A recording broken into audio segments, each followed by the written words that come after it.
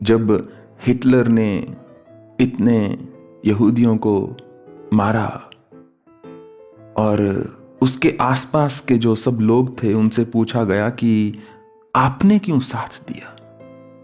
इतनी बड़ी फौज मिलकर हिटलर को उड़ा नहीं सकती थी क्या? जो नाज़ी ऑफिसर्स थे कि आपने क्यों साथ दिया, कि तुम लोग भी पाप के उतने ही हकदार हो। तो उन्होंने कहा कि हमें वो ठीक लगा। कहते हैं यदि एक झूठ भी बार बार बोला जाए तो वो एक समय पर आकर सत्य बन जाता है और सत्य लगना शुरू हो जाता है। तो समाज में कुछ लोग सदा आपसे द्वेष ही रखेंगे, कुछ लोग सच्चे मित्र होंगे, वो आपके बंधु ही रहेंगे, आपकी हर गलती को पीछे करेंगे या यदि आपके सच्चे हितैषी हैं तो समझाने का प्रयत्न करेंगे। पर कुछ हैं जो द्वेष ही करेंगे। उनके साथ यदि उनके द्वेषपूर्ण भाव में मेरा मन भी द्वेष युक्त हो जाता है तो यह उनकी जीत है। मेरा तमोगुण प्रबल हो गया, इसका अर्थ हुआ मैं अपने योगी के भाव से गिर गया।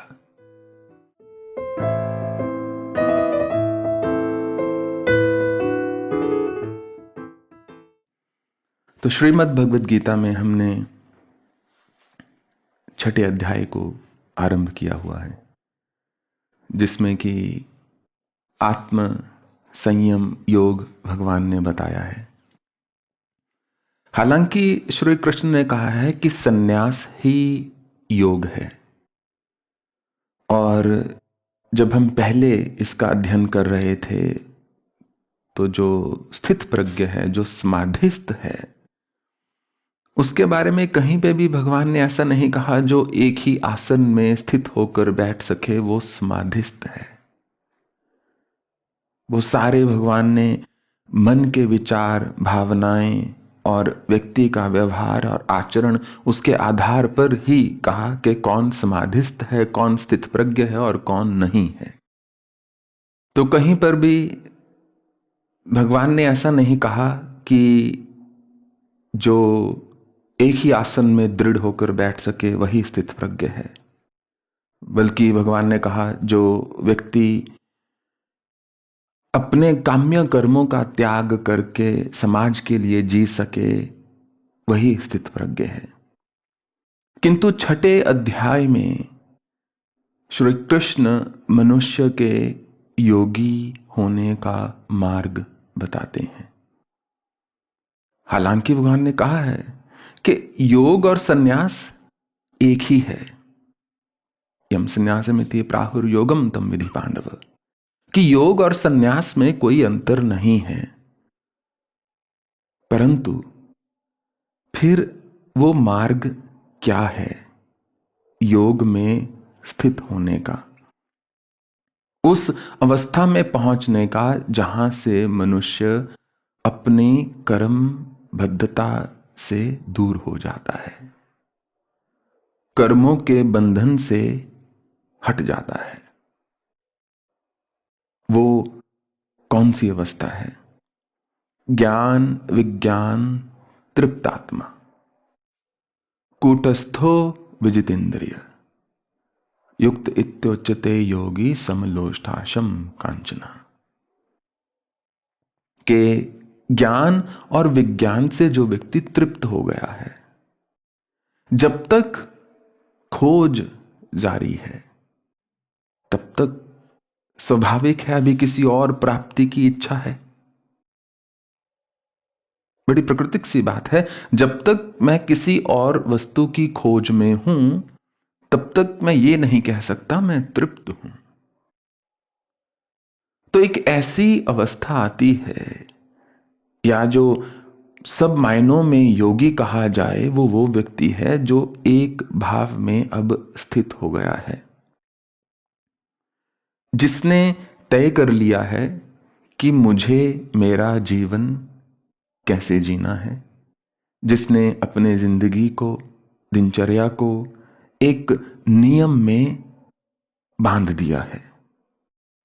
ना कि वो व्यक्ति जो अभी भी सोच रहा है कि मंत्र तो मिल गया, गुरु तो मिल गए, साधना तो मिल गई, या दर्शन भी हुआ, पता नहीं सत्य था कि नहीं, या किसी और मंत्र का मुझे जप करना है, या मुझे कहीं और जाकर देखना चाहिए। ऐसा व्यक्ति योगी नहीं है। ऐसा व्यक्ति अभी कर्म का त्याग नहीं कर सकता। तो क्या रास्ता है, या योगी का दूसरा लक्षण क्या है? सुहृन्न मित्र उदासीन मध्यस्थ द्वेषे बंधुषु साधुष्वपि च पापेषु संबुद्धिर्वशिष्यते। वो व्यक्ति जो जानता है कि कभी तो साधुओं के बीच में बैठा होगा, कभी वो पापियों के बीच में बैठा होगा। अर्थात ये नहीं जो वस्त्र से साधु हैं वो साधु हो गए, पर सद्भावे साधु भावे च, जिसका भाव सात्विक है।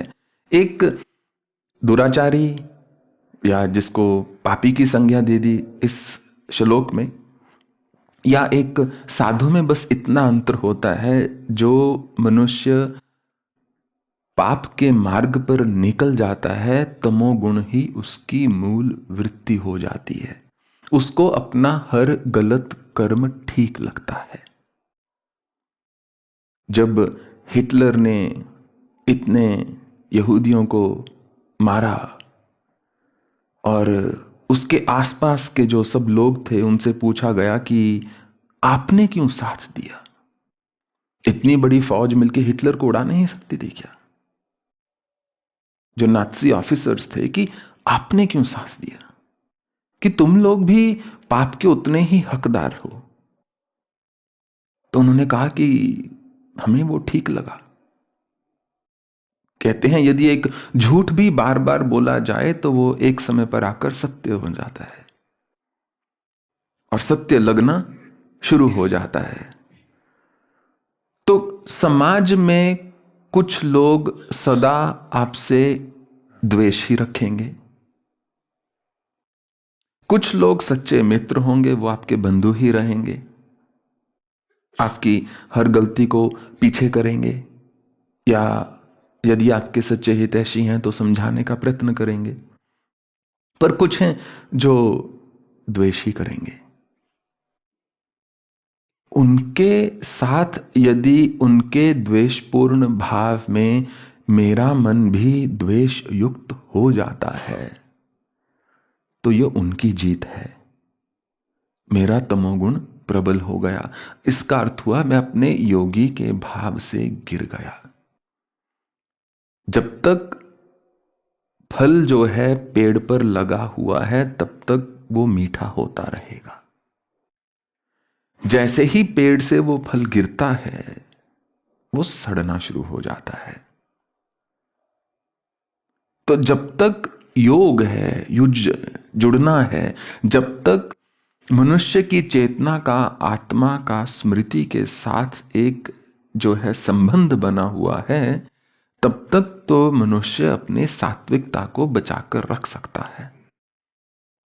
परंतु जैसे ही वो संबंध टूटता है उसी समय से मनुष्य का पतन शुरू हो जाता है। जब तक तो जुड़ा हुआ है तब तक तो ऊर्जा मिलती रहती है। ठीक उसी प्रकार जैसे अगर किसी की रीढ़ की हड्डी जो है टूट जाए तो वो व्यक्ति फिर उठ के बैठ नहीं सकता, क्योंकि वो ऊर्जा का जो स्रोत था उस मस्तिष्क के साथ वहां से संबंध टूट गया है। उसको जोड़ने वाली अभी कोई विज्ञान है नहीं। तो योगी युंजीत सततम आत्मानम रहस्य स्थित एकाकी यतचित आत्मा निराशीर परिग्रह। तो योगी कौन है फिर? सच्चा योगी वही है जो एकांत में या पूरे समाज में भी एकांतवासी हो, एकांत प्रिय हो। योगी का सन्यासी बहुत से हो सकते हैं, भक्त बहुत से हो सकते हैं, समाधिस्थ बहुत से हो सकते हैं, पर भगवान ने कहा है योगी का परम लक्षण वो है जो व्यक्ति एकांत प्रिय हो। एकांत में रहना योगी का स्वाभाविक उसकी वृत्ति हो जाती है। और जैसा कि हमने पहले भी कहा है, दो ही प्रकार के व्यक्ति एकांत में रह सकते हैं, परम योगी और परम आलसी। परम आलसी भी मजे से रह सकता है एकांत में, उसको तभी किसी दूसरे की याद आएगी जब उसको कोई आवश्यकता है, भोजन चाहिए या इंटरनेट का पैक खत्म हो गया या कुछ भी, उसको तभी याद आएगी जब उसको आवश्यकता है। अन्यथा वो आराम से एकांत में पूरा दिन बिस्तर पर पड़ा रह सकता है, पूरा अगला दिन भी जोमेटो या जोमेटो तो जोमेटो और स्विगी और व्हाटएवर उसको ऑर्डर किया अपना, वो बस पड़ा रहेगा, किसी की उसको जरूरत नहीं महसूस होती। और परम योगी का भी वही है, क्योंकि हमने जैसे पढ़ा था पहले, आत्मनेव आत्मना तिष्ठ स्थित प्रज्ञस्तत्वोच्यते। वो व्यक्ति जो अपनी आत्मा में ही स्थित है, आत्मा में ही रमण कर सकता है, वही स्थित प्रज्ञ है। तो योगी का परम लक्षण होता है कि एकाकी यत चित्त प्रिय। एकाकी, एकला चालो रे, एक ही उस मार्ग पर वो अकेला ही चलता है शेर की भांति। निराशीर अपरिग्रह, और चीजों को जोड़ना उसको पसंद नहीं होता। जिसके जीवन में जितना अधिक भौतिक पदार्थ का कबाड़ भरा होता है, वो व्यक्ति उतना अधिक कबाड़ी होता है मानसिक। उसका जो मन है उतने अधिक गंध से भरा होगा। कभी आजमा कर देख लेना, किसी से यदि प्रेम करते हो सबसे पहले उसकी अलमारी खोल के देखना, पता चल जाएगा इस व्यक्ति के साथ जीवन व्यतीत करना चाहिए कि नहीं। सबसे पहले उसका टेबल का ड्रॉर खोल के देख, पूछ के, मतलब ऐसा नहीं कि बिना पूछे, उसके टेबल का ड्रॉर खोल के देख लेना। सुना था मैंने कहीं, एक व्यक्ति था और एक गांव में रहता था, बहुत जमीन थी उसकी। वहां पर एक कंपनी ने कहा कि हम यहां बहुत बड़ा एक मॉल बनाएंगे, तो हमको अपनी जमीन बेच दे। जमीन उसने ली थी कुछ चंद हजार रुपए की, बिकी तो कई 20 करोड़ की। बहुत खुश, अब इतना धन आ गया, उसको पता नहीं उसके साथ क्या करे, तो सबसे पहले शहर की ओर जाता है और एक कार के शोरूम के बाहर चला जाता है। सबसे बढ़िया सबसे महंगी गाड़ी अपनी दिखाओ,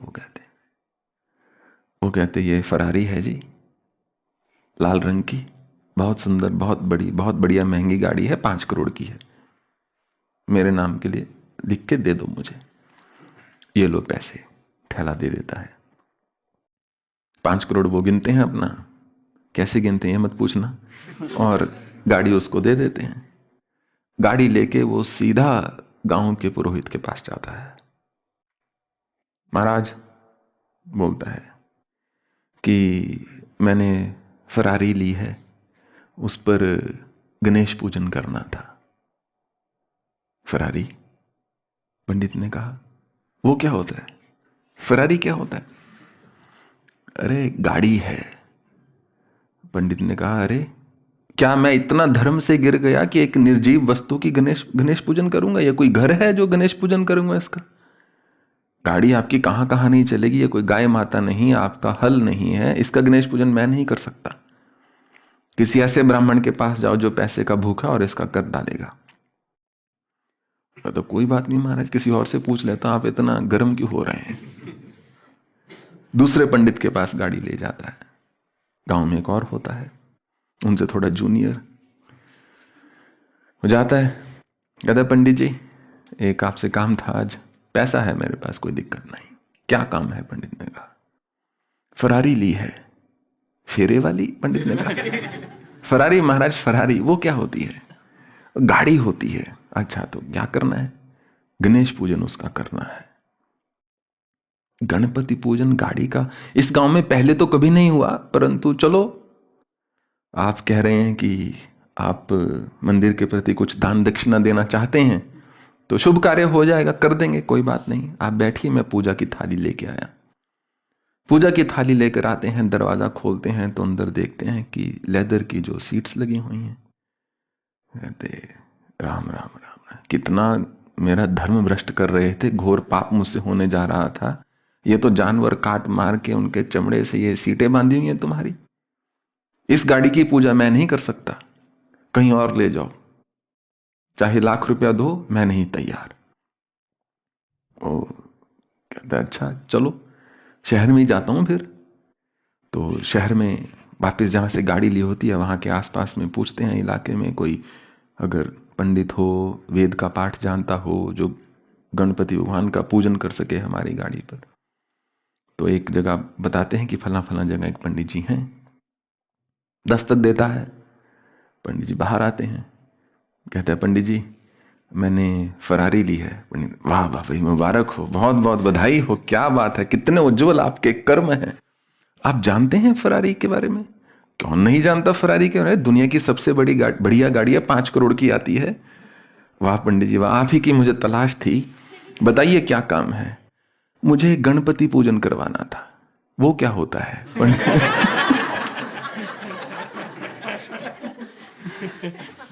पंडित जी ने कहा वो क्या होता है? तो जिसको प्रकाश की आदत हो उसको नहीं मालूम अंधकार क्या होता है। जो अंधकार में जीता है उसको नहीं पता प्रकाश क्या होता है।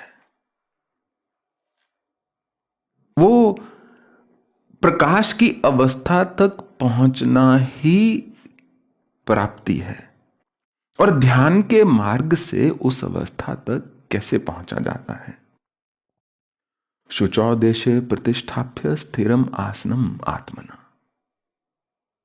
भगवान ने कहा एक काम करो कि एक शुभ स्थान पर, शुचि स्थान पर, साफ सुथरी जगह पर, शुचौ देशे प्रतिष्ठाप्य स्थिरम आसनम आत्मना, अपने आसन को वहां बिछा लो।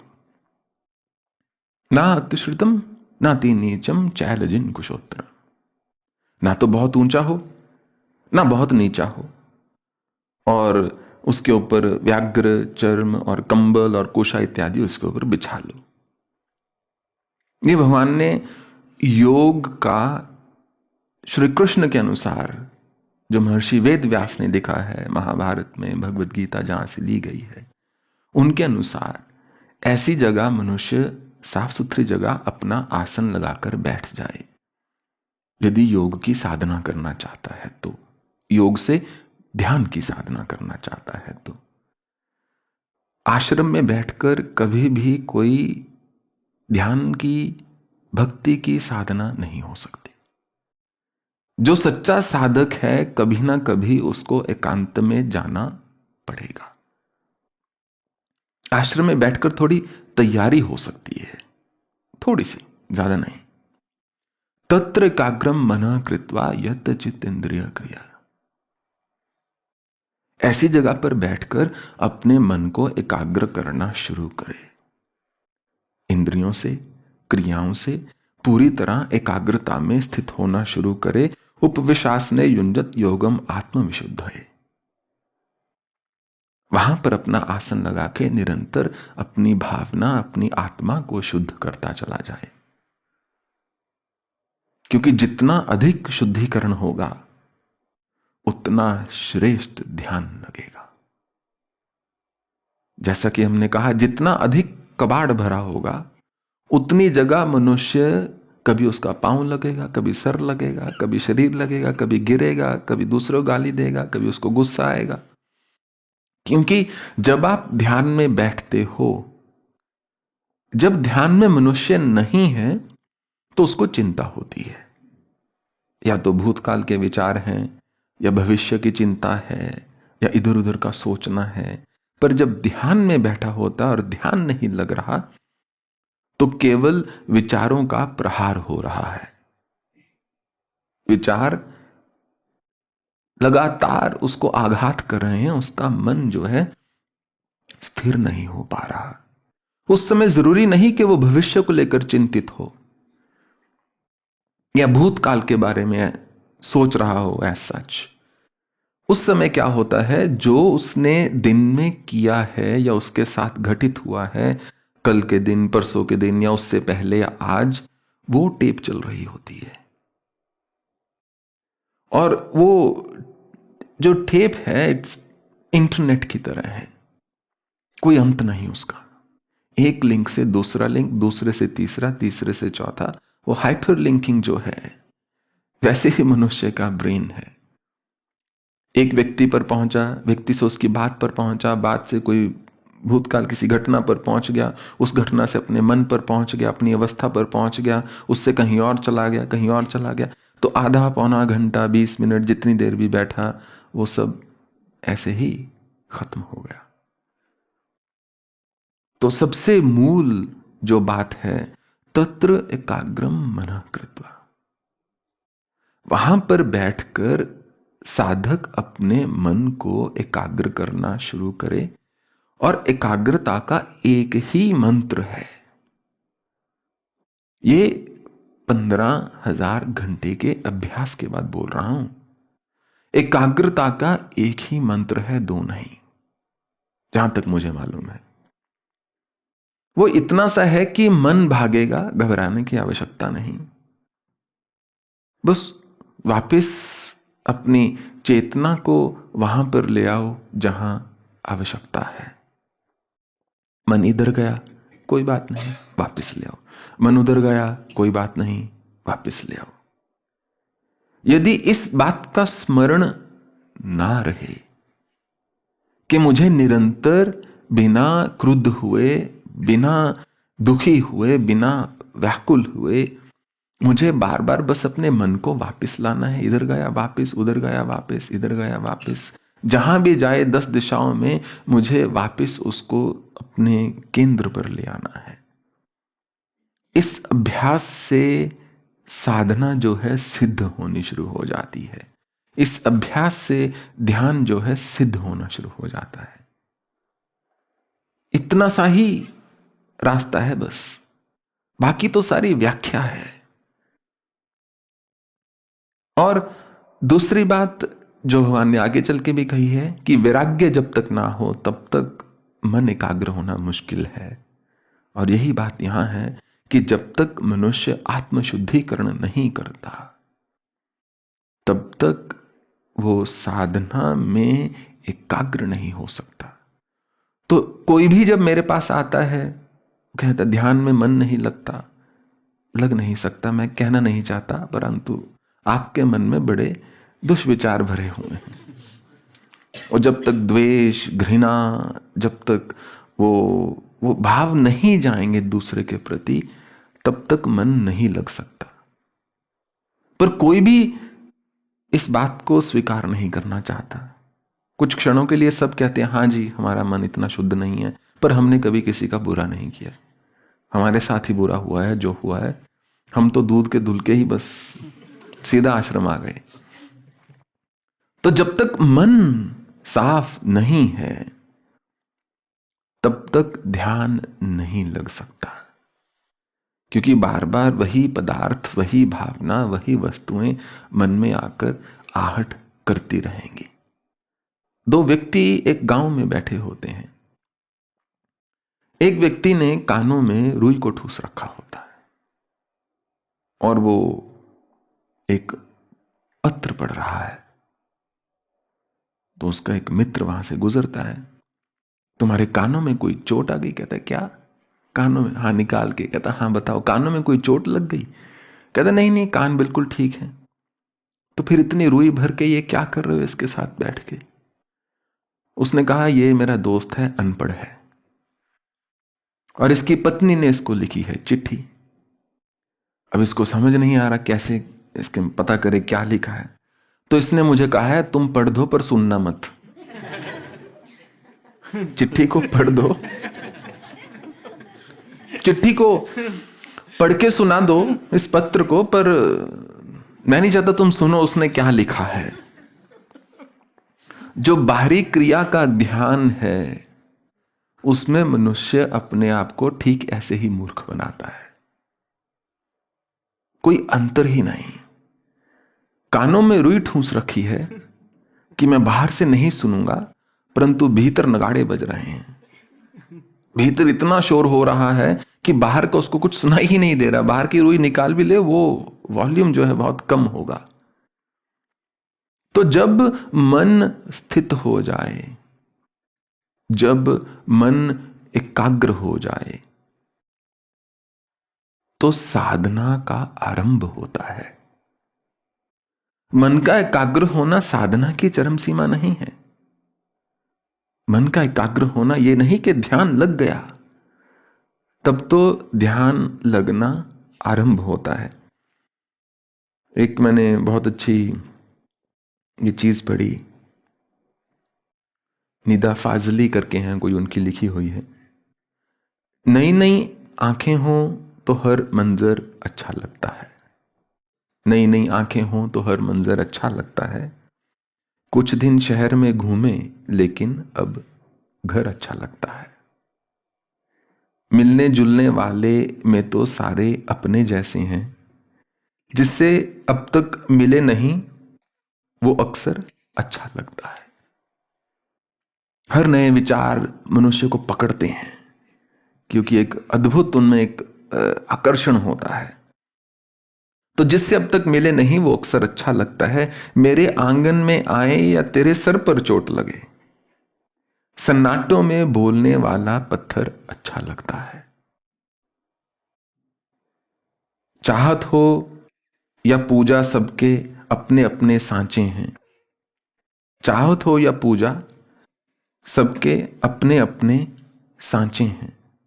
जो मूर्त में ढल जाए वो पैकर अच्छा लगता है। पैकर अर्थात आकृति। हमने भी सोकर देखा है नए पुराने शहरों में, जैसा भी है अपने घर का बिस्तर अच्छा लगता है। और इतना ही भगवान का कहना है कि मन कहीं भाग जाए जब आत्मा के पास आता है ना, जिसको भगवान ने कूटस्थ की संज्ञा दी है।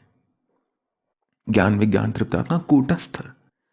जब कितना ही सुख भोग विलास के बाद जब मनुष्य शांति से अपने हृदय में झांकता है और वहां विराजता है, तो उसको परम सुख की अनुभूति होती है।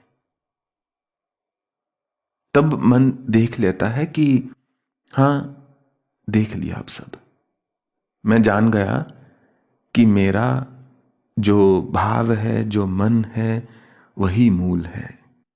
उसी को एकाग्र करना है, बाकी सब तो चलता रहता है। जहां तहां रहे पथिक थकी नाना, जिमि मन इंद्रियां उपजे ज्ञान। रास्ते में चलते राहगीर जैसे रुक जाते हैं जहां जहां जिसको जो जो भाता है। कोई सैंडविच खाने के लिए रुकता है, तो कोई पानी पीने के लिए रुकता है, कोई रात ही कहीं रुक जाता है, कल चलेंगे। कोई फोटो खिंचाने के लिए रुकता है, तो कोई पहाड़ देखने के लिए रुकता है। ठीक वैसे ही मन ठहर जाता है जब ज्ञान और इंद्रियां जो हैं मिलती हैं आपस में।